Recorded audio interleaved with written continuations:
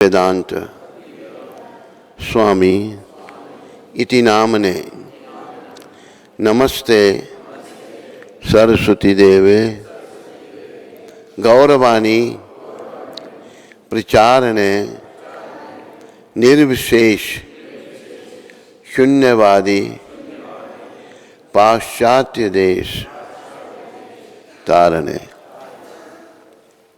आप सबका स्वागत और धन्यवाद। कृपया आप सब इस बात का ध्यान रखिए कि जीवन का एक ही उद्देश्य है जिसको हम सब प्रायः भूलते जा रहे हैं। भगवत प्राप्ति, कृष्ण प्रेम प्राप्त करना।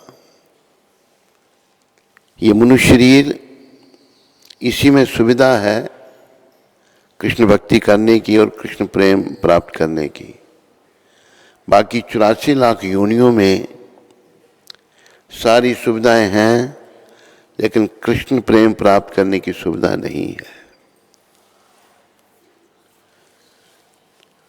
हमारे गुरुदेव प्रभुपाद, जो कि इस समय के बहुत बड़े महान संत वैष्णव हुए हैं, उनकी महानता, जिन्होंने पूरे संसार में कृष्ण भक्ति का प्रचार कर दिया और भोले भटके लोगों को भगवत भक्ति में लगा दिया। समझने की बात है, ये बहुत बड़ी बात है। गुरु महाराज जी एक बात कहते थे, उनके मुखारबिंद से हमने सुना, शुद्धे न सत्ता, शुद्धे न सत्ता, अर्थात अपनी सत्ता को शुद्ध करना है। जब तक हमारा जीवन है हम अपनी सत्ता को शुद्ध करने में लगे रहें। तो सत्ता कैसे शुद्ध होगी? प्रायः लोग जो हैं पशुओं जैसे जीवन बिता रहे हैं। जैसे कौन सा वो शास्त्र है जिसमें कुछ लोग हैं,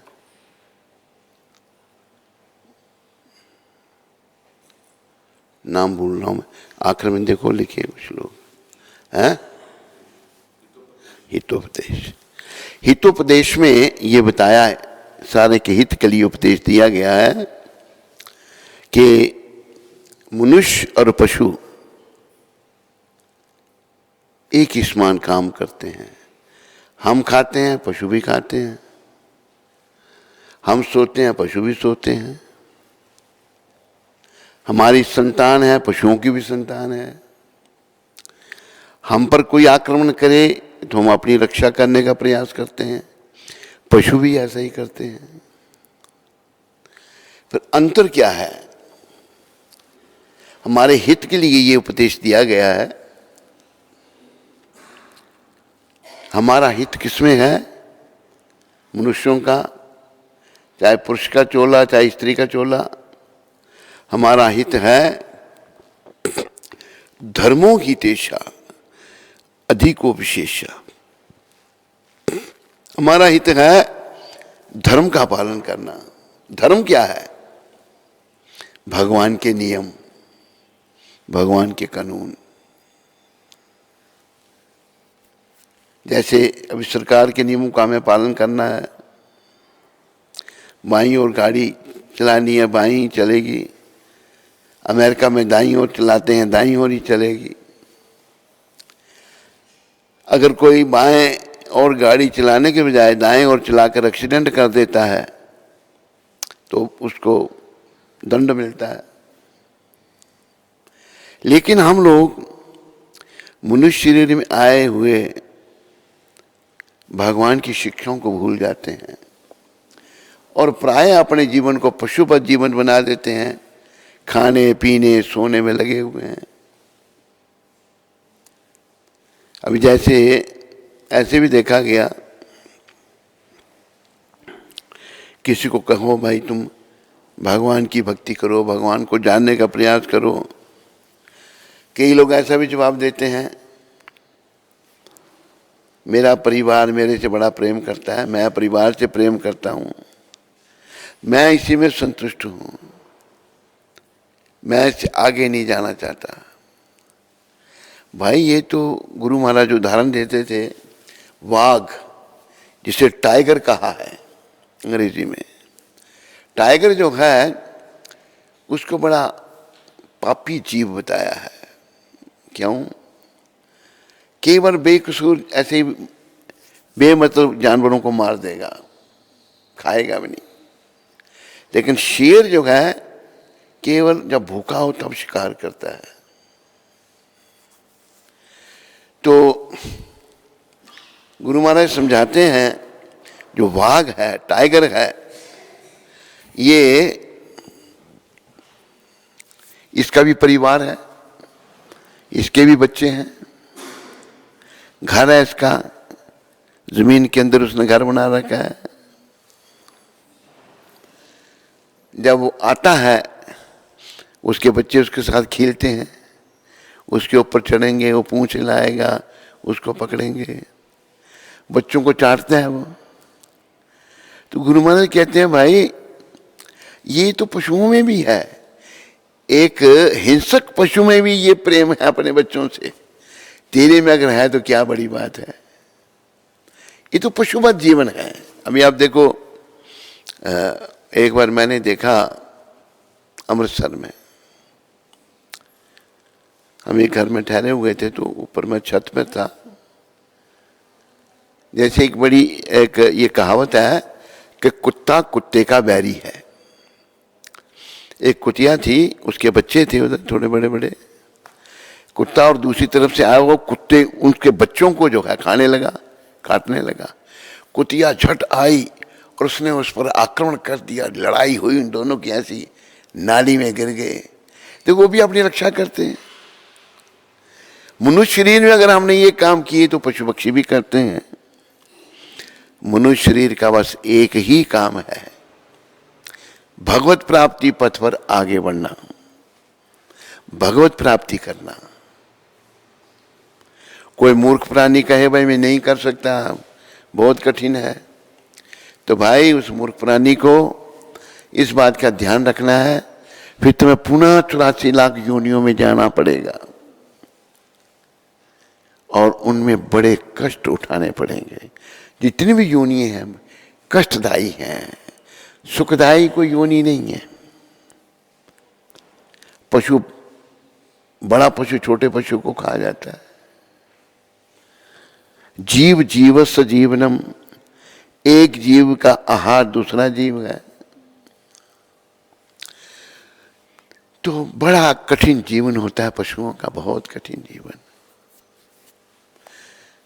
अभी जैसे एक बात मुझे ध्यान में है, एक बार हम दिल्ली में थे, घोड़ा लगा हुआ है टांगों में, तो बहुत सारे लोग बैठा दिए टांगे पर, पता नहीं 15 थे, 20 थे, 25 थे, कम थे।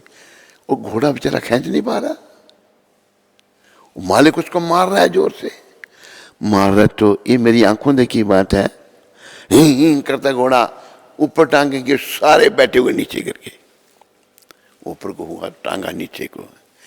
पशुओं को बड़ा कष्ट, पशु योनि में कष्ट ही भोगने पड़े।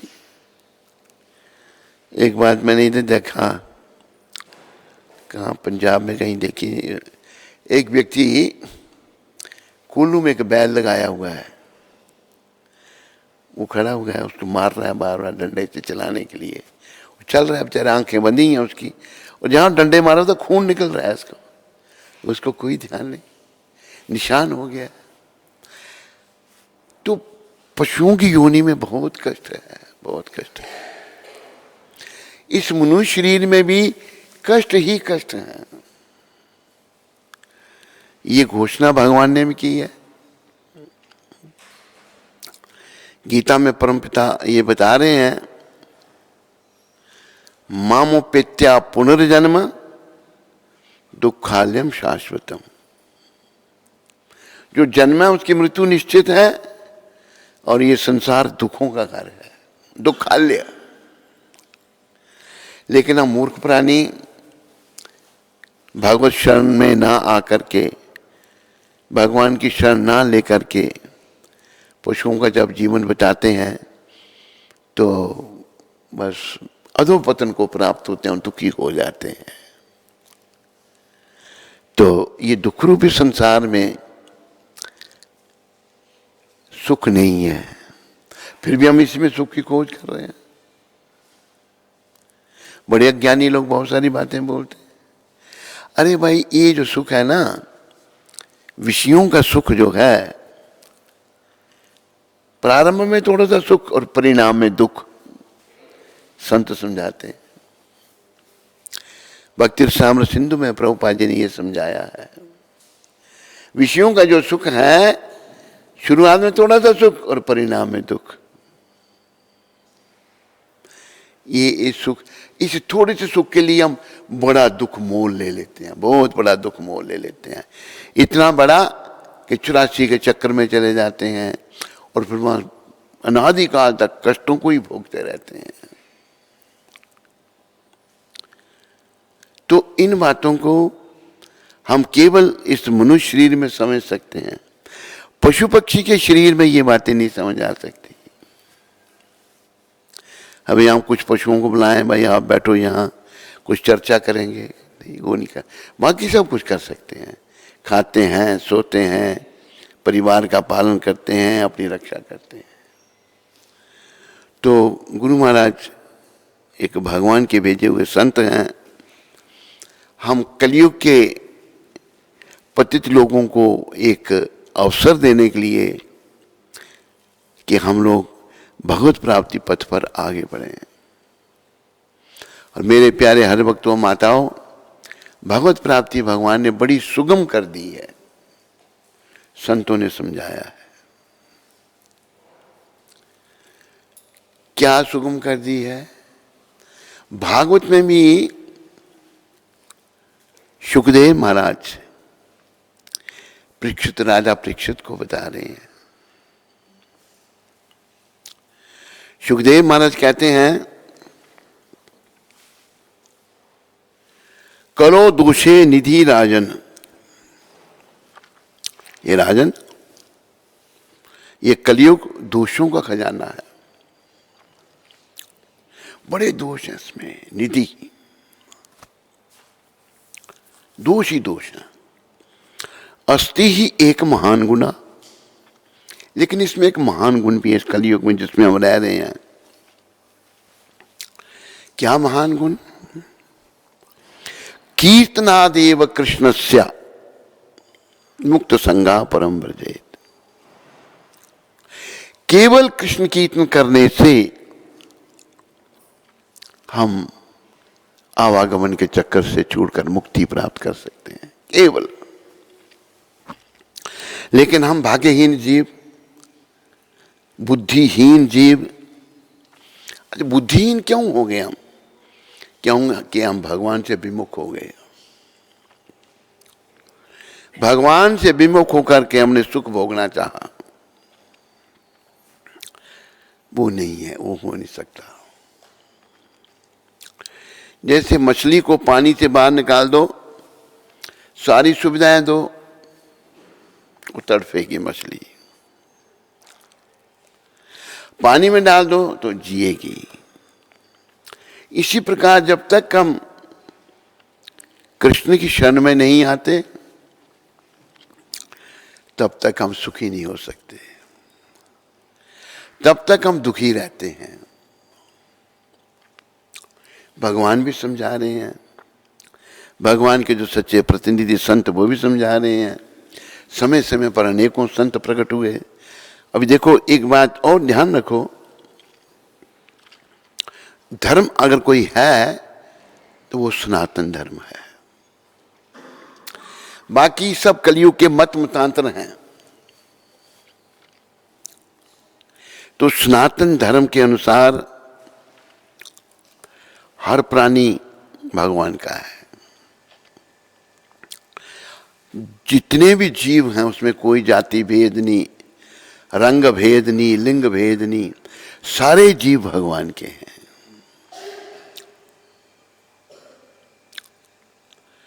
भगवान ने भी कहा है, ममई वंशो जीव लोके जीव भूता सनातना, सारे जीव मेरे अंश हैं और सनातन हैं। आत्मा शरीर नश्वर है, तो ये नश्वर शरीर जो मिला है, मनुष्य का शरीर या स्त्री का शरीर, हमारा एक ही काम है, अपनी सत्ता को शुद्ध करना। शुद्धे न सत्ता।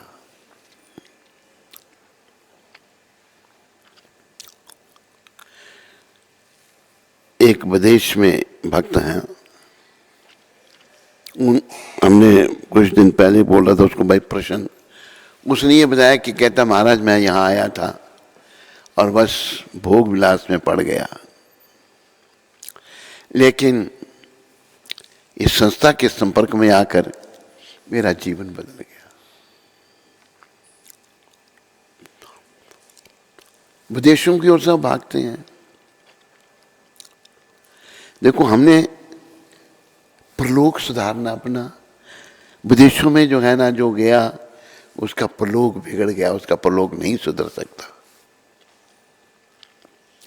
कारण वहां पर कल्चर ही ऐसा है, सभ्यता ही ऐसी है। जैसे एक chartered accountant Sharma ji, Toronto में उनसे भेंट हुई थी, आते हैं मिलते हैं, भारत में भी आते जाते रहे, भारत के ही हैं वो। तो वो कनाडा से न्यूयॉर्क में आकर कुछ स्टडी कर रहे थे, पढ़ रहे थे। तो एक घर में पेइंग गेस्ट थे वो, एक वहाँ के लोग रहने वाले गोरे लोग, उनके घर में पेइंग गेस्ट। तो शर्मा जी ने ये बताया कि देखो, जो घर की जो मालकिन थी औरत, वो मुझे कहती है कि देखो मेरी बेटी है, इसका कोई बॉयफ्रेंड ही नहीं है। ये माँ बाप भी यही सोचते हैं, और वही भारत में भी हो रहा है। अधोपतन को प्राप्त हो जाएंगे सारे। माँ सोच रही है, कह रही मेरी बेटी का कोई बॉयफ्रेंड नहीं है, वहां कुंवारेपन की तो कोई बात ही नहीं है, सभी दूषित हो गए।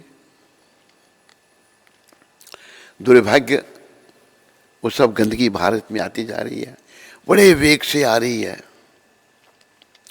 कृपया इससे बचने का प्रयास करो, बचो और बचाओ। लोग अधोपतन को प्राप्त हो रहे हैं। जब हम लोग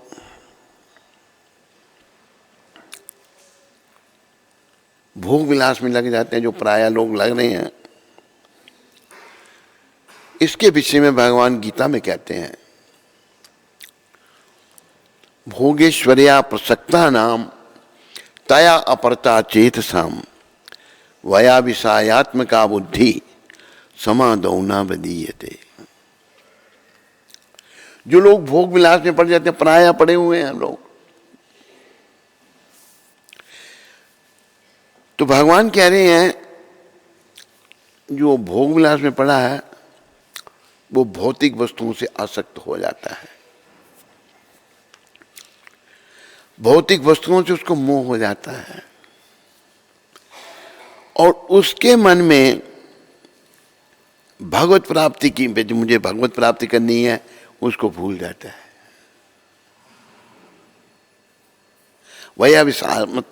वया विषामत का बुद्धि, वो जो अच्छी बुद्धि है जिसके द्वारा मनुष्य भगवान को पा सकता है, वो भूल जाता है। तो शुद्धे न सत्ता, हमारे गुरु महाराज ने क्या कहा कि भोग विलास से मन को हटाओ। जैसे को भजन गाते हैं ना हम, तूने सोचा था भोग मैं भोग करूं, बोलो, पर भोग ही तुझको भोग गए। जिन्हें अपना बनाया था तूने, शमशान में छोड़कर लौट गए। सब कुछ इन पर कुर्बान किया,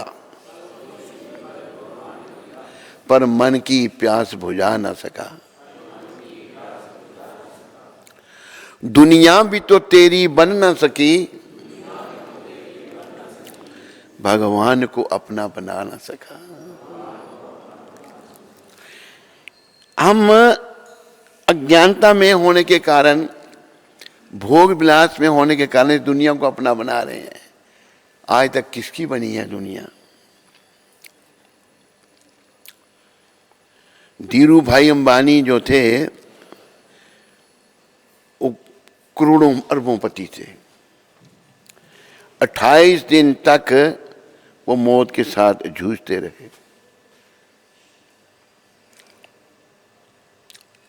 दुनिया किसी की नहीं बनी आज तक। हम अज्ञानता में होकर इस दुनिया को अपना बनाने में लगे हैं। दुनिया भी तो तेरी बन न सकी, भगवान को अपना बना ना सका। हम तो भगवान को, श्री कृष्ण को अपना बनाने के लिए आए हैं यहां पर, और कोई काम हमारा यहां नहीं है। बाकी सब काम जो भी हम कर रहे हैं ना, ये हमारे मलिन मन की उपज है। याद रखो, मन मलिन हो गया। जब हम भगवान से विमुख हो गए तो मन के अधीन हो गए। जब हम भगवान के उन्मुख थे तो भगवान के अधीन थे। उनकी प्रसन्नता के लिए कार्य करते तो हम सुखी थे। जब हम भगवान से विमुख हुए तो दुखी हो गए मन के। और मन हमको रोज शब्द बाग दिखा रहा है, तुम ये करो, तुम ये करो, तुम बस मन के कहने पर तो बस। इसलिए कहा ना कि मन के जीते जीत है और मन के हारे हार। मन को जिसने जीत लिया, देखो भोग विलास में अगर मन लगा ना तो इसको कभी नहीं हम जीत सकते। मन ही हम पर हावी रहेगा, हम भगवत प्राप्ति पथ पर आगे नहीं बढ़ सकते। इसलिए भोग विलास से हमने अपना मन हटाना है, प्रयास करना है। लगता बड़ा कठिन है पर प्रयास करना है। भोगों को भोगने के कारण मन बड़ा चंचल हो गया। अर्जुन को भी यही कहा भगवान ने कि मन को मेरे वश में करो। अर्जुन कहते हैं चंचलम ही मना कृष्ण परमाथि बलभद्रम तत्स्या हम निगर हम मन्ने वायु एव सदुष्करम। हे कृष्ण, मन बड़ा चंचल है, मन बड़ा दुराग्राही है। हम वायु को भले वश में कर लें पर ये मन वश में नहीं होता। अर्जुन भी अपनी असमर्थता व्यक्त कर रहे हैं मन को वश में करने के लिए। ये 6ठे अध्याय में वर्णन आता है। तो भगवान क्या उत्तर देते हैं? असंशयम महाबाहो, ये शक्तिशाली अर्जुन, मन को वश में करना बहुत कठिन है। असंशयम मनो दुर्निग्रहम चलम, मन बड़ा दुराग्राही है। भगवान भी कह रहे हैं फिर कैसे वश में होगा? भगवान ने परामर्श दिया है अभ्यासेन तु कौन्तेय वैराग्येन च क्रियते। तो अभ्यास कर, बार बार मन को मेरे में लगा। जब तक ये शुद्ध नहीं होगा तो इसने बुराइयों की तरफ ही जाना है। और मन में विराग ला, ये सोचो बार बार, क्या मैंने मरना है एक दिन, शरीर छोड़ना है मुझे, मैं ये शरीर हूं ही नहीं, मेरे बाप दादा चले गए, मैंने भी जाना है। विराग लाओ। अभ्यास और विराग, ये परामर्श भगवान दे रही है। तो हमारी सत्ता शुद्ध कैसी होगी? कि गुरु महाराज जो कहते थे विषय विकारों से मन को हटाना है और हरि चरणों में मन को लगाना है। मान लो अगर हम पूरी तरह नहीं मन को हटा सके विषय विकारों से, थोड़ा हटा सके, तो संत समझाते हैं अगला जन्म फिर मनुष्य का ही होगा, जहां आपने यहां भक्ति छोड़ी थी अगले जन्म में वहीं से शुरू करोगे।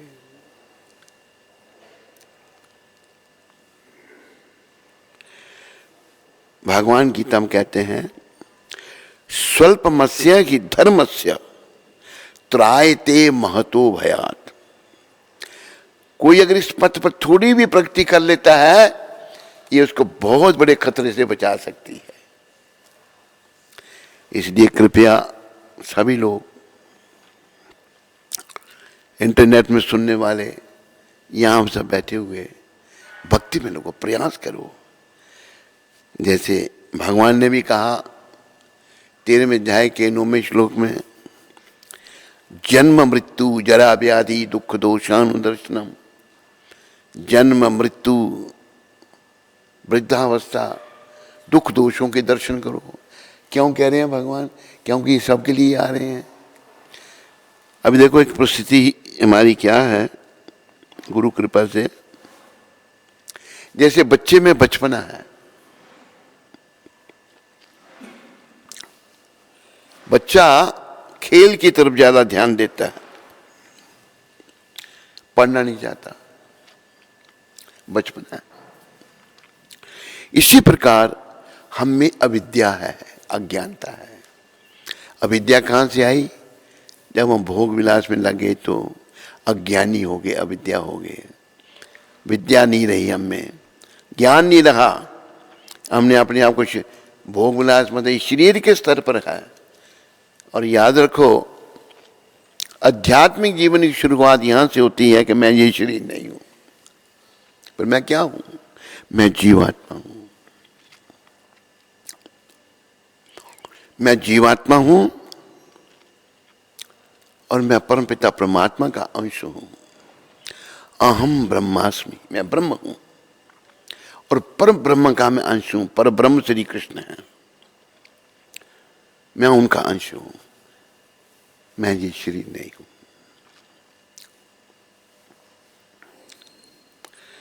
जैसे अर्जुन ने प्रश्न किया भगवान को, प्रभु युद्ध करने से मेरे नाते रिश्तेदार मारे जाएंगे,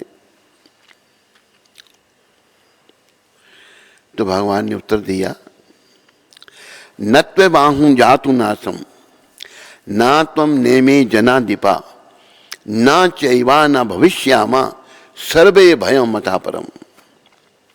अर्जुन, कोई समय ऐसा नहीं था जब तू नहीं था, जब मैं नहीं था। जाइए सब राजे महाराजे युद्ध भूमि में खड़े हैं, ये नहीं, ये थे, अब इन शरीरों में आगे भी रहेंगे। क्या था, क्या रहेगा? जीवात्मा थी, अब इन शरीरों में है, शरीर छूट के जीवात्मा फिर भी रहेगी। हमारा स्वरूप जो है जीवात्मा है, हम ये शरीर नहीं है। तो उस आत्मा के उत्थान के लिए कृष्ण ने बड़ी कृपा की, भगवान ने बड़ी कृपा की, हमको ये शरीर दिया मनुष्य। और ये नहीं सोचो जैसे हमारे गुरु महाराज के मुखारबिंद से हमने ये सुना, ईसाई मत बहुत बड़ा है पूरी दुनिया में। पहले नंबर पर ईसाई मत है। उसमें एक कमांडमेंट है, 10 कमांडमेंट्स हैं। एक कमांडमेंट है दो शांट किल, किसी को मारना नहीं चाहिए। गुरु महाराज की बात हुई, भाई तुम्हारे इसमें लिखा मारना नहीं चाहिए, तो आप पशुओं को क्यों मारते हो? बड़े बड़े कसाई खाने क्यों खोल रखे हैं? क्योंकि ये कहा, गॉड ने कहा है कि इंसान को नहीं मारना, बाकी और पशुओं में आत्मा नहीं है, ये कहते हैं। गुरु महाराज कहते हैं जो तुम में सिम्टम हैं, फीलिंग वीलिंग के, सब पशुओं में भी हैं, तुम कैसे कहते हो कि पशुओं में आत्मा नहीं है? ये उत्तर दिए गए कि पशुओं को हम इसलिए मारते हैं, उनमें आत्मा नहीं है। बिना आत्मा के तो शरीर चल ही नहीं सकता। ऐसी भ्रांतियां फैली हुई, इन महापुरुष ने सबकी भ्रांतियां दूर की, उनको समझाया, अफ्रीकनों को, अमरीकनों को, सभी को। तो हम लोग बड़ी भ्रांतियों में फंस गए हैं और फंसते जा रहे हैं और अपने भविष्य को खराब कर रहे हैं। भविष्य को उज्जवल बनाने के लिए हमें प्रेमा भक्ति में लगना है, भगवान की भक्ति करनी है और अपनी सत्ता को शुद्ध करना है, प्रयास करना है। तो हमारी सत्ता कैसे शुद्ध होगी? नाम का आश्रय लो, नाम जपो। मन अभी जैसे एक और मैं छोटी सी कथा आपको सुनाता हूँ, गुरु महाराज ने वो सुनाई है। एक शिकारी था, मुरारी क्या नाम था उसका, मृगरारी। उस शिकारी का नाम था मृगरारी। वो क्या करता था, वो उसने वन में पशुओं को ऐसे ढंग से वो तीर मारता था, पशु ना मरने में ना जीने में, तड़पता था पशु, खून निकलता तड़प रहा है। एक वन में उसने बहुत सारे पशुओं को घायल करके रखा था और वो खड़ा था खुद। तो देव ऋषि नारद जी महाराज वहां से गुजरे। बड़े प्रेम से बोलो, देव ऋषि नारद जी महाराज की। नारद जी महाराज ऐसे संत हैं जिनका काम ही दूसरों का उद्धार करना है, बस। जितने भी ध्रुव, प्रहलाद आदि बड़े बड़े भक्त हुए, सब नारद जी के शिष्य थे। तो नारद जी गुजरे। संत हृदय नवनीत समाना, संतों का हृदय तो मक्खन की तरह होता है। नारद जी ने जब देखा पशु तड़प रहे हैं बेचारे, किसने इनकी ऐसी गति की, देखा व्यक्ति खड़ा है,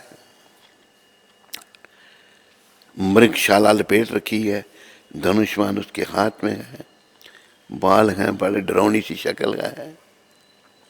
नारद जी हमारे उसके पास गए, अरे भाई तूने उनकी ये गति कर रखी है? कहते हाँ। तू उनको मारते हो तो पूरी तरह क्यों नहीं मारते, तड़फाते क्यों हो? कि जब वो तड़पते हैं तो मुझे यह देखकर बड़ा अच्छा लगता है कि ये तो ठीक नहीं है। कहते मेरा बाप भी यही करता था, मेरी परंपरा यही चली आ रही है, मेरे बाप से मैंने सीखा। नारद जी कहते हैं देखो ये जो तुम जो कर रहे हो, आज तुम इनको तड़फा रहे हो, कल तुम्हें ये तड़फाएंगे, तुम्हें तड़फना पड़ेगा, बुरी हालत। देखो एक संत का संग कैसा होता है। नारद जी ने बड़े भाव से समझाया। कहते फिर मैंने तो बड़े पाप किए हैं, बड़े पशुओं को मारा है। पहले जब नारद जी उसको शिक्षा देने लगे, कहते हैं महात्मा जी मुझे आपकी शिक्षा नहीं चाहिए, अगर आपको कोई जानवर की खाल चाहिए वो दे देता हूं मैं मुफ्त में, मांस चाहिए वो भी देता हूं, जाओ। नारद जी कहते मुझे कुछ नहीं चाहिए, मुझे तेरा भला चाहिए। कहते मैं अपना भला नहीं करवाना चाहता। जैसे आजकल के नौजवान जवाब देते हैं हमें इसमें दिलचस्पी नहीं है। शिक्षा ऐसी कर दी ना, भारत स्वतंत्र क्या हुआ, शिक्षा प्रणाली ही बदल दी हमारे नेताओं ने। नारद जी कहते हैं मैं तेरा भला चाहता हूं। कहते मैं नहीं चाहता कि तू चाहे चाहे ना चाहे, पर मैं चाहता हूं। ये होते हैं संत। नारद जी ने समझाया। एक महान पुरुष का, एक महान वैष्णव का संग जब उसको मिला, संग का प्रभाव हो जाता है। हमारे भगवान महाप्रभु ने कहा साधु संग सर्वशास्त्र कहे, लव मात्र साधु संगे सर्व सिद्धि होए। सारे शास्त्र साधु का संग करने के लिए कह रहे हैं। थोड़े से साधु संग से सब सिद्धियां प्राप्त होंगी। सबसे बड़ी सिद्धि ये है कि हमें भगवत प्रेम मिलेगा, कृष्ण प्रेम मिलेगा। कृष्ण प्रेम मिल गया तो भगवान मिल जाएंगे। प्रिय बंधुओं क्या हुआ, नारद जी समझा रहे हैं, उसको धीरे धीरे समझाने लग पड़ा। मैंने इस पर बड़े पाप कर रखे, कहते फिर मैं क्या करूं? कि तुम अपना धनुष्मान तोड़ दे। कहते धनुष्मान तोड़ दिया मैंने तो पेट कैसे पालूंगा? पशुओं को मारता हूँ, मांस खाता हूँ, बेचता हूँ, चमड़ा बेचता हूँ। देखो जितने भी पाप होते हैं मेरे प्यारे हरि भक्तों व माताओं, सारे मेरे पीछे बोलो हरे कृष्णा हरे कृष्णा कृष्णा कृष्णा हरे हरे हरे राम राम राम हरे हरे। सारे पाप हम करते हैं इस पेट की खातिर। पेट पालने के लिए आदमी झूठ सच बोल रहा है, कम तोड़ रहा है, बड़े अपराध करते हैं, पाप करते हैं और अधोगति को प्राप्त होते हैं। तो संत पुरुष उनका तो भरोसा है, भगवान जो हैं देखो सबका पालन करते हैं। शब्द हैं जब दांत न थे तब दूध दियो। बोलो हे प्राणी, जब तेरे मुंह में दांत नहीं थे तुम्हें पीने के लिए भगवान ने दूध दिया। मां के स्तनों में दूध कब आता है? जब बच्चा जन्म लेता है। भगवान ने पहले ही प्रबंध कर रखा है उसके लिए। जब दांत न थे तब दूध दियो, जब दूध दियो तो अन्न न दोगे। जब दूध दिया तो अन्न नहीं देगा तेरे को खाने के लिए, जरूर देगा। अब विचार करो, बच्चा जन्म लेता उसे कुछ नहीं पता, बोल नहीं सकता, लेकिन दूध पीने की जांच किसने सिखाई? पेट में मां ने तो नहीं सिखाई, विधाता जिन्होंने सब कुछ ही रचना की है। अन्न भी देगा। पर जो भक्त हैं भगवान को वो इस बात को समझते हैं। जो पाप आत्माएं हैं जो पापों में लगी हैं वो नहीं समझती कि जब तक मैं पाप नहीं करूंगा मेरा पेट नहीं पलेगा। नारद जी ने समझाया और नारद जी के प्रभाव में वो आ गया मृगरारी। उसने डरते डरते धनुष्मान तोड़ दिया। कहते मेरा पेट कैसे पलेगा? तो चिंता मत कर, तू यहाँ बैठ जा, महामंत्र का तू जप कर, हरे कृष्णा कृष्णा कृष्णा हरे हरे, हरे राम राम। कि महाराज मैं करूंगा जप ये, पर मेरा पेट कैसे पलेगा? तू बैठ जाना, तेरे खाने के लिए मैं भेज दूंगा। संतों का भरोसा है भगवान में। अच्छा महाराज जैसे आपकी इच्छा। एक तुलसी का तुम वृंद, तुलसी का पौधा अपने पास रख लेना, उसके पास बैठ के जप करो। वो जब जप करने लगा लोग पास में से गुजरे, भाई ये तो महापापी आदमी, इतना परिवर्तन हो गया। कोई दूध, कोई दही, लोग दुनिया भर के पदार्थ लाने लगे। कहते भाई मुझे इतना नहीं चाहिए, थोड़ा लेके बाकी बांट दे। जीवन बदल गया मृगनारी का। ये पौराणिक कथा, सत्य कथा है। पुराणों में कोई झूठी कथा कोई नहीं है। उसका जीवन बदल गया। अभी प्रसन्न नाम ले रहा है वो। एक दिन देव ऋषि नारद जी महाराज, फिर से बड़े प्रेम से बोलो देव ऋषि नारद जी महाराज की, अपने मित्र अंगिरा मुनि के साथ बोलो अंगिरा मुनि जी महाराज की। जा रहे थे, वहां से गुजर रहे थे। नारद जी अंगिरा मुनि को कहते हैं मेरा एक बड़ा अनोखा शिष्य है यहाँ पर, उसको मिलने। अंगिरा मुनि कहते हैं चलिए महाराज। तो जहाँ बैठ के जप कर रहा था, हरे कृष्ण कृष्ण कृष्ण हरे हरे, हरे राम राम राम। मृगरारी यहाँ जप कर रहा था तो उधर गए जब, तो दूर से देख लिया उसने, हो मेरे गुरुजी आ गए। उछला, बड़ा प्रसन्न हो गया। कोई अपना प्रेमी मिल जाए सच्चा तो आत्मा प्रसन्न हो जाती है। उछला, भागा गुरु महाराज की तरफ उनको स्वागत करने के लिए। नारद जी अभी दूर हैं अंगिरा मुनि के साथ। रास्ते में रुक गया, कुछ कपड़े से साफ करे, फिर पाँव रखे, फिर कपड़े से साफ करे,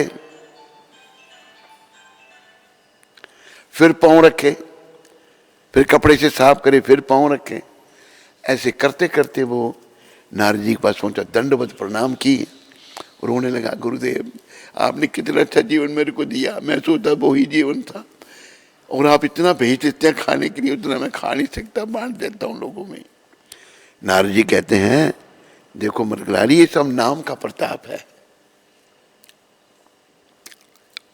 तू ये बता मेरे को, जब तू मेरी तरफ आने लगा, रास्ते में रुक क्यों गया था, क्या कर रहा था तू रास्ते में? दूर से नारद जी ने देखा उसको, भाई कुछ साफ कर रहा है, साफ करके फिर पाँव रखता है। गुरुदेव, वहाँ जमीन पर बहुत सारी चींटे, चींटियों को चींटे कहते हैं हिंदी में, या लोकल भाषा में मकोड़ा, बहुत सारे मकोड़े चल रहे थे, चींटे चल रहे थे, तो पाँव रखने के लिए जगह नहीं थी, उनको मैं आगे पीछे करके पाँव रखता था।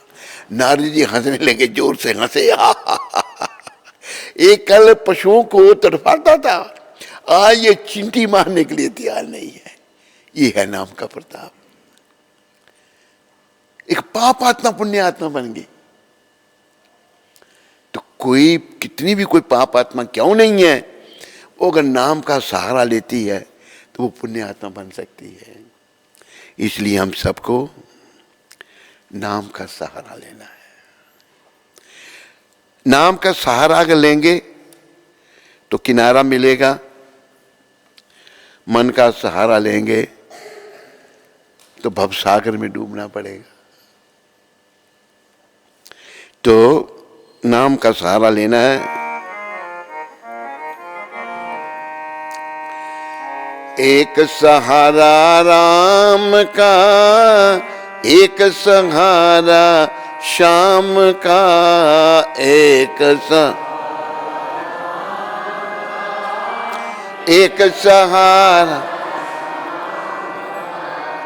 एक सहारा राम का, एक सहारा श्याम का, एक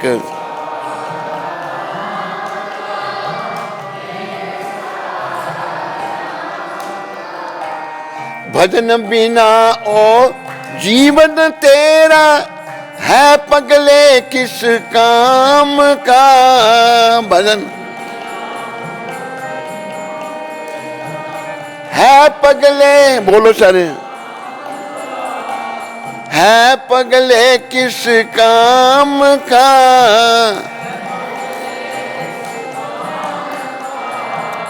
एक सहारा राम का, एक सहारा श्याम का, एक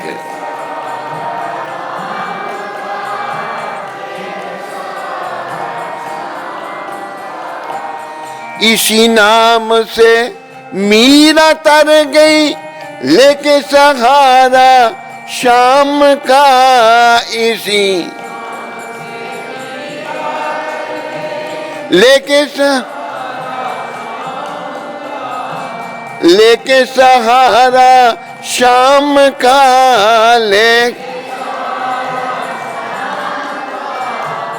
एक सहारा राम का, एक सहारा श्याम का, एक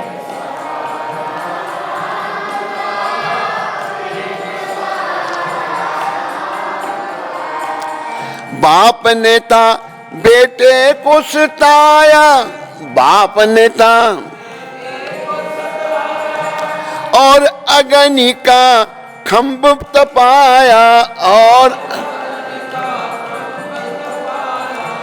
कीड़ी रूप में प्रभु जी मिल गए, कीड़ी रूप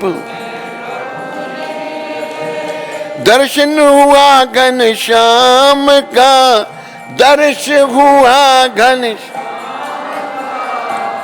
एक सहारा राम का, एक सहारा श्याम का।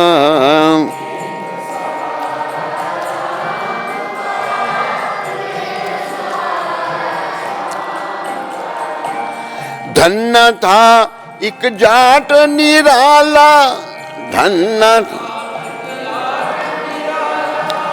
सीधा सादा भोला भाला, पत्थर से उसे प्रभु जी मिल गए, पत्थर से दर्श हुआ घनश्याम का,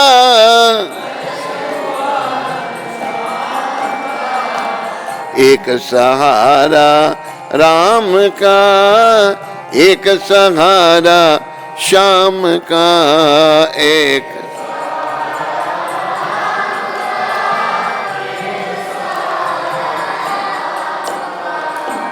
शबरी ने तपस्या कीनी, शबरी मुक्ति पदवी उसको दीनी, घर बैठे उसे प्रभु जी मिल गए, घर बैठे दर्श हुआ श्री राम का,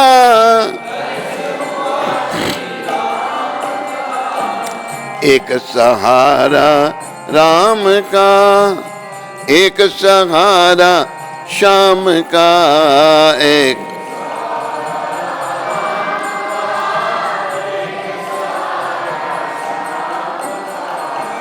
सांझ सवेरे हरि गुण गाओ, सांझ जीवन अपना सफल बनाओ,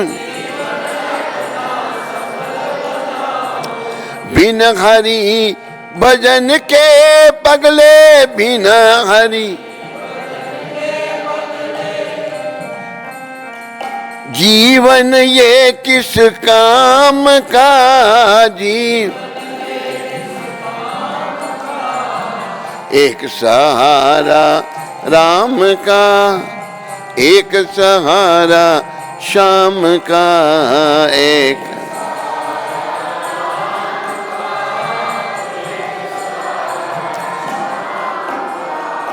हरे कृष्ण कृष्ण कृष्ण हरे हरे, हरे राम राम राम हरे हरे हरे।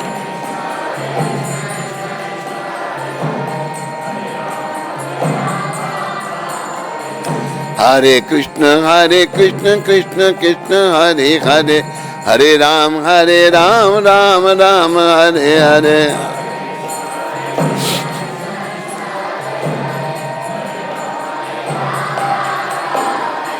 हरे कृष्ण कृष्ण कृष्ण हरे हरे, हरे राम राम राम हरे हरे।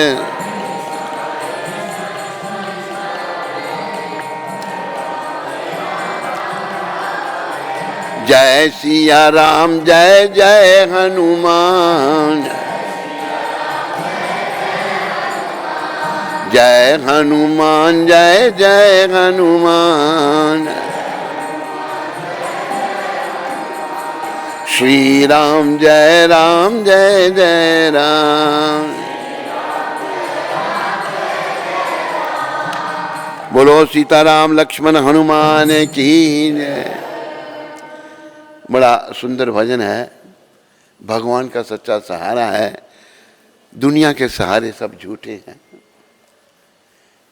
किसी ने पत्नी का सहारा ले रखा है, किसी ने पति का, किसी ने बेटे का, किसी ने बेटी के, सब झूठे सहारे हैं। एक बात ध्यान में आ गई मेरे, ये लखनऊ की बात है। बात इस प्रकार है, एक आर्मी का रिटायर कर्नल ही था ना, मुंह से बोलो। कर्नल था, दो बेटे, दोनों अमेरिका में। कर्नल की पत्नी गुजर गई तो एक बेटा आया, छोटे वाला। उसने पूछा, बड़ा तेरा भाई क्यों नहीं आया? उसने देखो क्या बोल दिया बाप को कि बड़े भाई ने मुझे कहा जब माँ मर जाए तो तू जाना, जब बाप मर जाएगा तो मैं जाऊंगा। उसको इतना दुख हुआ, उसने जाकर अंदर आत्महत्या कर ली। तो मेरा भी संस्कार, ये हालत हो रही है हमारे समाज की। विदेशों में जो इतनी गंदगी फैली हुई है, वो गंदगी सब भारत में आ रही है। विदेशों की ओर हम भाग रहे हैं। इन महापुरुष ने विदेशियों को भारत की ओर लगा दिया, फिर भी हम नहीं समझ पा रहे। तो देखो भगवान का सहारा कैसा है, सच्चा सहारा भगवान का है। प्रहलाद जी को हिरण्यकशिपु पाप ने बड़ा सताया था। प्रहलाद जी का क्या दोष था कि वो भक्त हैं, बस यही दोष था। बाप बड़ा कष्ट दे रहा है और कहा तेरा भगवान कहाँ है? पिताजी आप में वही बोल रहा है, सर्वत्र है मेरा भगवान। क्या इस खंबे में तेरा भगवान है? इसमें भी है। गदा की जोर से खंबे को मारी, खंबा फटा, उसमें से नृसिंहदेव प्रकट हुए। बोलो नृसिंहदेव भगवान की जय। भगवान ने ये बता दिया मैं तो चेतन में तो हूं, हम सब चेतन हैं, भगवान इतने में बैठे हैं, पर मैं जड़ वस्तुओं में भी हर जगह में हूं, कण कण में भगवान। और भगवान के दर्शन हुए,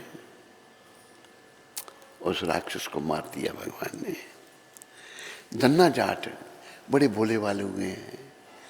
धन्ना जाट ये राजस्थान में हुए, और धन्ना जाट की कथा गुरु ग्रंथ साहब में भी है। और जहाँ पर धन्ना जाट प्रकट हुए थे, वहाँ पर अभी सिखों ने गुरुद्वारा अपनाया है कि इनका जो वर्णन हमारे ग्रंथ साहब में है। धन्ना जाट ऐसे थे कि उनकी कथा भक्तमाल में भी आती है, भक्तों की माला जो संतों ने जिसकी रचना की थी। तो धन्ना जाट घर से बीज लेकर, अनाज लेकर बोने जा रहे थे खेत में। संत आगे आगे से और बीज बेचकर संतों को भोजन करा दिया। मैं बोल दूंगा घर वालों को कि नमी नहीं थी खेत में और बीज नहीं पैदा नहीं हुआ। लेकिन देखो भगवान क्या लीला करते हैं। धन्ने के खेत में बहुत अच्छा अनाज अन्न पैदा हुआ, बहुत अच्छा। लोग कहें धन्ने की खेती इतनी बढ़िया। किसी ने उनको कहा भाई धन्ने की, मैंने मजाक कर रहे हैं। आके देखा, धन्ना से झट समझ गए कि मैंने संतों के पेट में बीज बोया था, भगवान ने पैदा कर दिया। भावना का सौदा है। और फिर भगवान ने धन्ने के खेत की आकर रखवाली भी की थी। धन्ना जी को भजन के सिवा कोई था ही नहीं, भजन में लगे रहते थे हर समय। रखवाली की एक दिन आगे भगवान एक सेवक का भेष बनाकर कहते हैं मुझे कोई काम चाहिए। कहते क्या काम कर सकते हो तुम? कहते मैं रखवाली का काम कर सकता हूँ। धन्ना जी को कहा, कहते मेरे खेत की रखवाली करो। कहते पर मेरे पास देने के लिए कुछ नहीं है। कहते कोई बात नहीं, मैं ऐसे ही करूँगा, जब अनाज होगा तो उसमें बांट लेंगे। कितना कितना? कहते हैं 2 हिस्से आप रखना है, कैसा मेरे को दे देना। भगवान तो लीला कर रहे हैं। तो धन्ना कहता है खेत हमारा,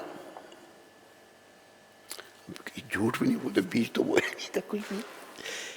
बैल हमारे, तो इतना क्यों?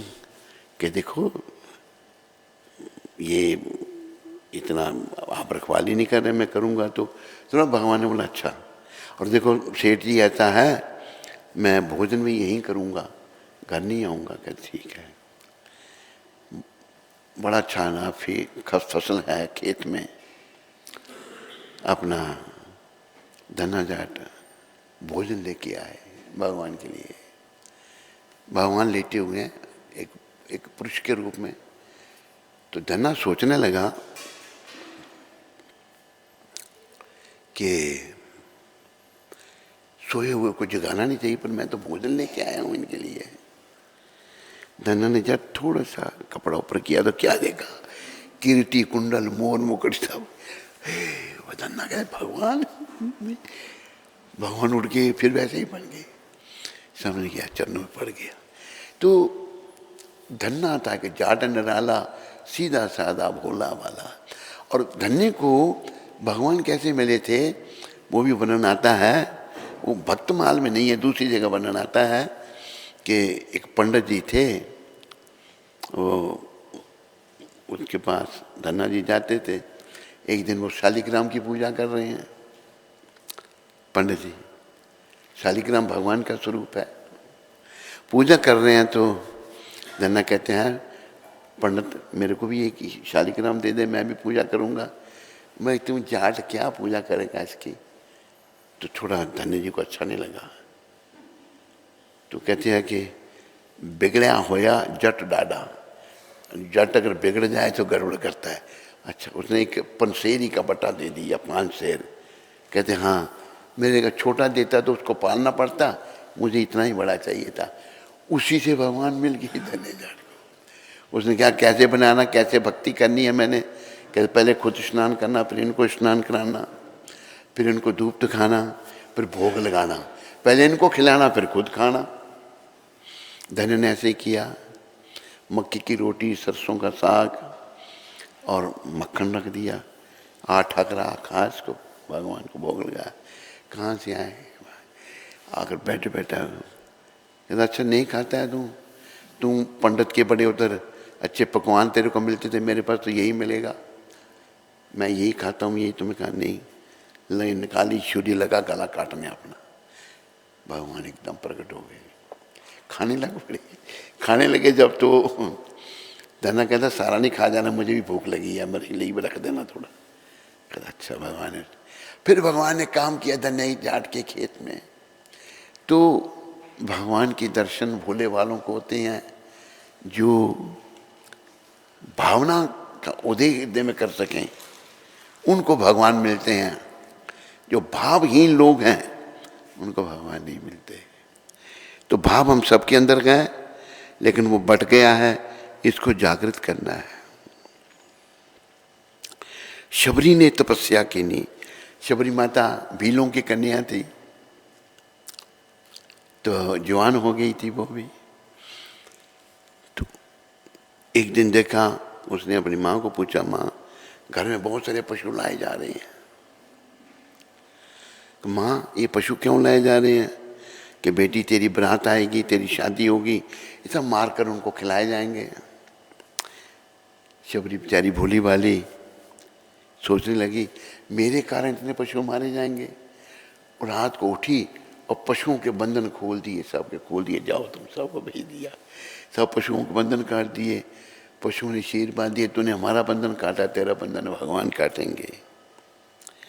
तो वन में चली गई, बड़ी लंबी कथा है ये। आकर शबरी जी को किसी ने वो नहीं दी, दीक्षा नहीं दी। जिस ऋषि मुनि के पास जाए वहाँ पर सब कहें तू शूद्र है। वो बताया कि मैं शूद्रों की कन्या हूँ। शबरी जो जंगल में रहने वाले लोगों की कन्या, शूद्र लोग। आखिर वो क्या करे बेचारी, लकड़ियाँ इकट्ठी करे और ऋषि मुनियों के आश्रम में रख दे, वह लकड़ियाँ जलाते हैं। ऐसी जीवन यापन करने लगी। एक मतंग ऋषि वहाँ रहते थे। बोलो मतंग ऋषि जी महाराज की। मतंग ऋषि रहते थे, तो रोज उनके द्वार पर भी लकड़ियों का बोझ रख देती थी। मतंग ऋषि जब सुबह उठे, पूछिए अपने सेवकों की रोज लकड़ी कौन रखता है यहाँ? कहते महाराज हमें नहीं, रोज रख जाता है कोई रात को। पता करो कौन है ये आत्मा जो इतनी सेवा चुरा रही है, मैं उस आत्मा को मिलना चाहता हूँ। पता है नहीं, लेकिन रोज लकड़ियाँ रखती थी। लकड़ियों का तो सब इस्तेमाल करते हैं, वन में तो लकड़ियों का ही इस्तेमाल होता है। रात को जब शबरी आई रखने के लिए, तो गुरु जी के सेवक ने पकड़ लिया, कहते फिर नहीं आऊँगी। शबरी को मारा भी गया था, ऋषि ने मारा, ये नीच तुम यहाँ रास्ते में आ जाती है। खून गिरा शबरी का पानी में, खून पानी में कीड़े पड़ गए। तो कहते फिर नहीं आऊँगी। कहते नहीं ऐसी कोई बात नहीं, हमारे गुरु जी तुम्हें मिलना चाहते। उनकी बातों में करुणा थी। तो मिले, मतंग ऋषि मिले। बेटी तू कौन है, सारी बात सुनाई। मैं ऐसे घर से भाग के आई थी, सोचा किसी दीक्षा लेके मैं भजन करूंगी, मुझे किसी ने दीक्षा नहीं दी। कहते मैं तुम्हें दीक्षा देता हूँ, मैं तुमको ये वर देता हूँ। ये ऋषि मुनि यहाँ बैठे हुए भगवान को ढूंढेंगे, तेरे को भगवान ढूंढेंगे। मतंग ऋषि ने वर दिया, तू यहीं हमारे आश्रम में कुटिया बना के यहीं रह, भगवान तेरे पास आएंगे। तो मतंग ऋषि का ऐसा वर्णन आता है, बाकी ऋषि मुनियों ने बाईकाट कर दिया कि एक शूद्र को उन्होंने दीक्षा दे दी। अरे शूद्र भी तो हाथ में, वो भी भगवान की है। कलयुग में हम सभी शूद्र पैदा हुए हैं, क्योंकि गर्भदान संस्कार नहीं है। गर्भदान संस्कार से ब्राह्मण होते थे, कलयुग में शूद्र, कलो शूद्र असंभव। तो शबरी माता जो हैं,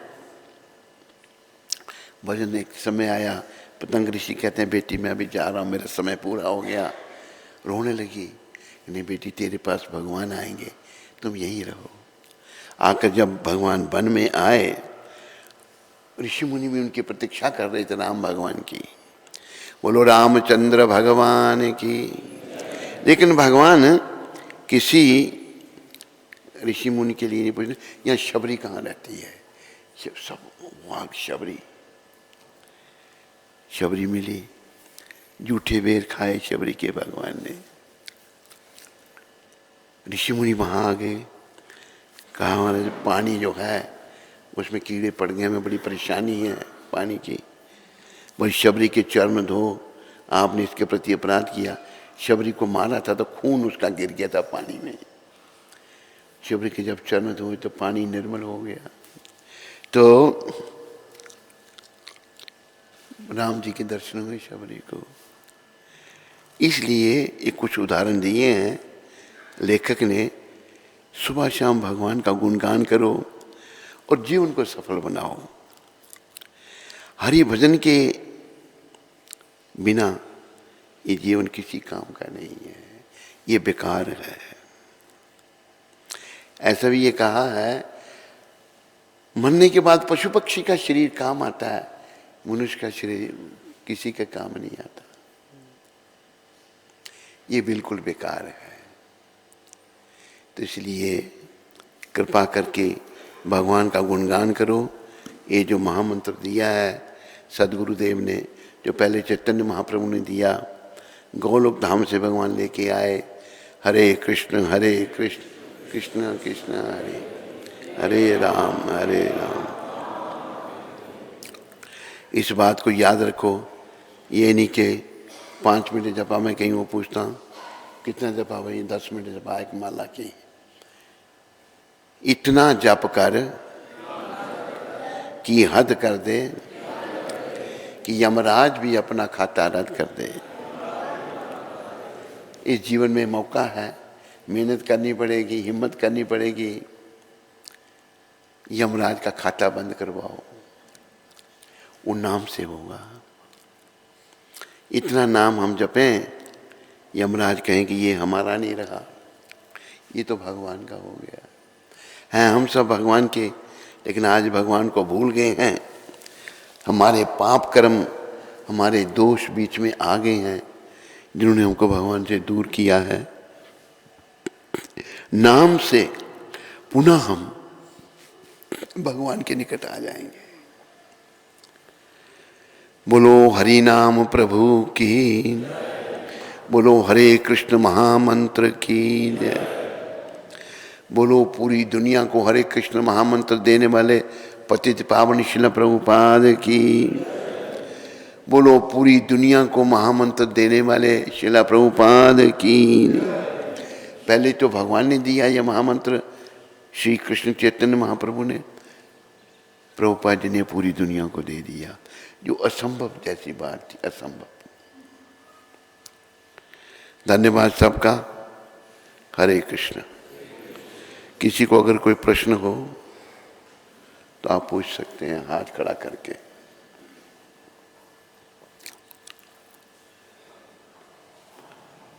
इधर किसी को कोई प्रश्न नहीं?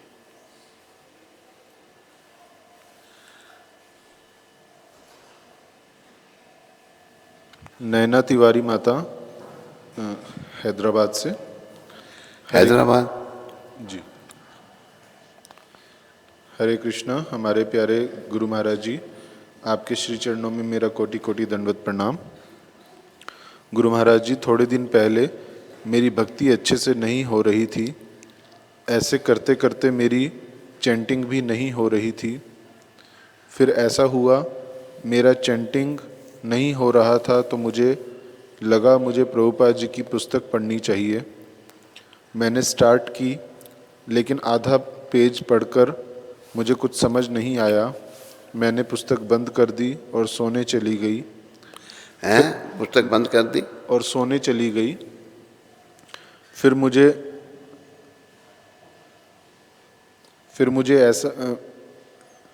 मुझे स्वप्न आया कि मैं एक डार्क रूम में थी, एक अंधेरे कमरे में थी। और कमरे में क्या चीज थी? अंधेरे कमरे में थी मैं। अच्छा, अंधेरे कमरे में। हाँ। और हमारे प्यारे दयालु प्रभुपाद जी आते हैं।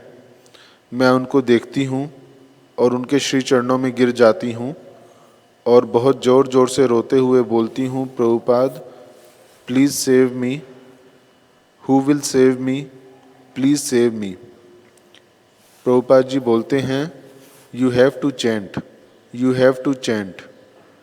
फिर मैं बोलती हूँ, दादा गुरु I do not want to stay here, please take me. Prabhupada बोलते हैं, yes I will, but you have to chant, just do your chanting. मैं उनके चरणों को पकड़ के रोते हुए बोलती हूँ, दादा डोंट लीव मी। तो प्रभुपाद जी मेरे सर पर अपना हाथ रख के बोलते हैं, my daughter I am always with you, do not worry, you have to chant, just chant. मैं फिर बोलती हूँ, Prabhupada ji please do not leave me. फिर प्रभुपाद जी बोलते हैं, yes my daughter I am always with you, I will come again, I have to go to Udhampur, I am always there. ऐसा बोलते हैं। फिर मैं उठी तो देखा सुबह के 3:55 हो रहे थे। सुबह के 3:55 हो रहे थे। और कुछ देर बाद आपके प्रवचन का लिंक आता है जो कि उधमपुर धाम से आ रहा था। अब कुछ शब्द पूरे फिर से बोलो।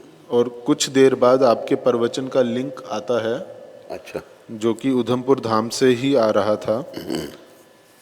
फिर मैं अपनी चैंटिंग और प्रीचिंग स्टार्ट करती हूँ। और कुछ दिनों बाद प्रभुपाद जी और आप मेरे घर आते हैं और मैं आपका स्वागत करती हूँ। गुरु महाराज जी कृपया करें, भक्ति में आगे बढ़ूँ, प्रभुपाद जी और आपकी अच्छी बेटी बनूँ। हरे कृष्णा। आपकी अधम बेटी नैना। मेरे प्यारे हरिभक्तों, देखो ये नैना तिवारी, ये हैदराबाद में है ना, वहाँ रहते हैं। वृंदावन में मिले थे हमको। कितनी प्रभुपाद जी आज भी कृपा कर रहे हैं। और प्रभुपाद जी ने ये शब्द कहे कि मैं उधमपुर में रहता हूँ, मुझे उधमपुर जाना है। ये विग्रह रूप में विराजमान है। प्रभुपाद जी का यहाँ निवास है। ये सिद्ध हो गया कि प्रभुपाद जी यहाँ और भी कई घटनाएं घटती हैं ऐसी। तो आज भी हम अगर सिंसियर हैं, ये माता नैना तिवारी जो है भावुक हो गई तो भगवान के शुद्ध भक्त उसकी मदद कर रहे हैं, दर्शन दे रहे हैं, बेटी मैं तुम्हारे साथ हूँ, जप करो, तुमने जप करना है, जप करना है। तो इससे सभी प्रेरणा लो कि ये संत प्रभुपाद जी जो हैं कितने महान हैं। आज भी ये कितने दिनों की बात है, उसको स्वप्न आया, बस थोड़े दिन पहले ही, कोई 50-100 साल की बात नहीं, 1-2 दिन की बात होगी। तो आप इन संतों के चरणों में भरोसा रखो जो मूर्ति रूप में यहाँ विराजमान हैं। इनके चरणों में प्रार्थना करो कि मुझे भक्ति दो।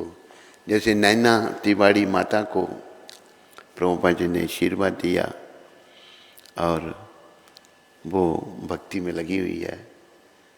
तो जप नहीं हो रहा था तो प्रभुपाद जी ने देखा भी ये एक सिंसियर सोल है, एक अच्छी आत्मा है, स्वप्न में दर्शन देकर उसका उत्साह बढ़ाया। हमने खाली भक्ति में सिंसियर बनना है, अच्छे बनना है, तो ये संत आज भी आपकी मदद करेंगे। हरे कृष्ण। रामविलास प्रभु उधमपुर से हैं? रामविलास प्रभु उधमपुर से। हरे कृष्ण गुरु महाराज जी, दंडवत प्रणाम। महाराज जी, अंजना को 102 बुखार है और कन्हैया को 100 बुखार है। आप आशीर्वाद दें ताकि उनका स्वास्थ्य जल्दी ठीक हो पाए।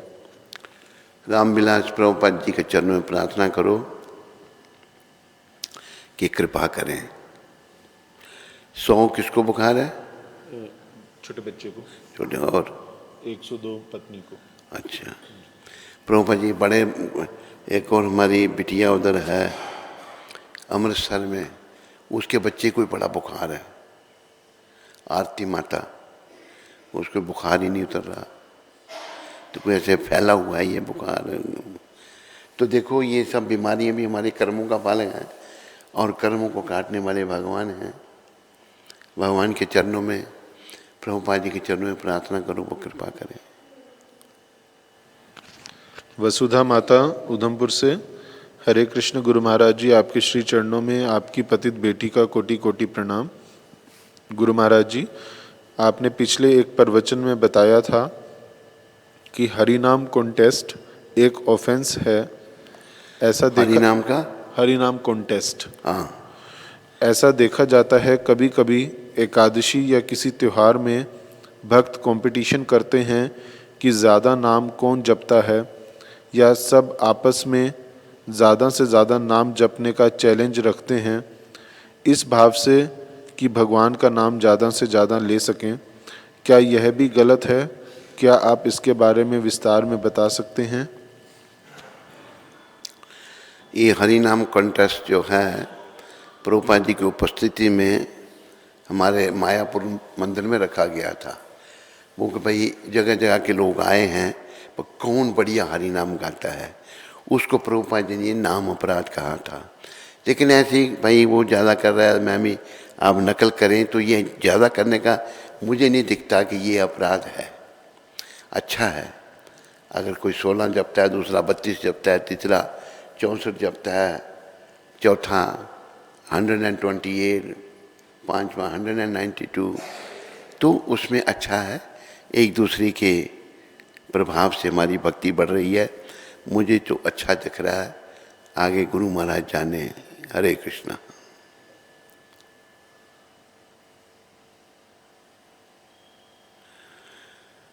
हरे कृष्णा, हरे कृष्णा, कृष्णा कृष्णा हरे हरे, हरे राम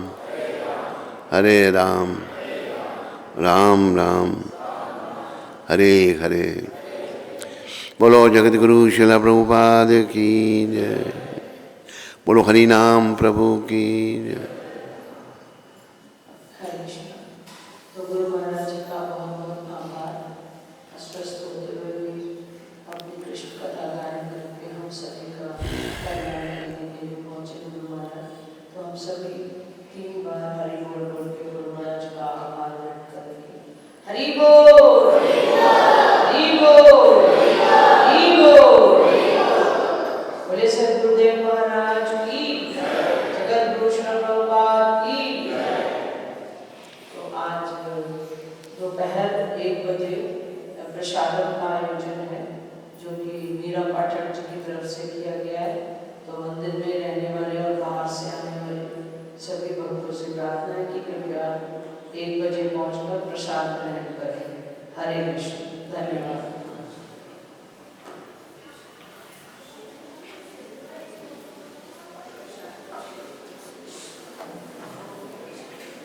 इसको उन्होंने रख दो।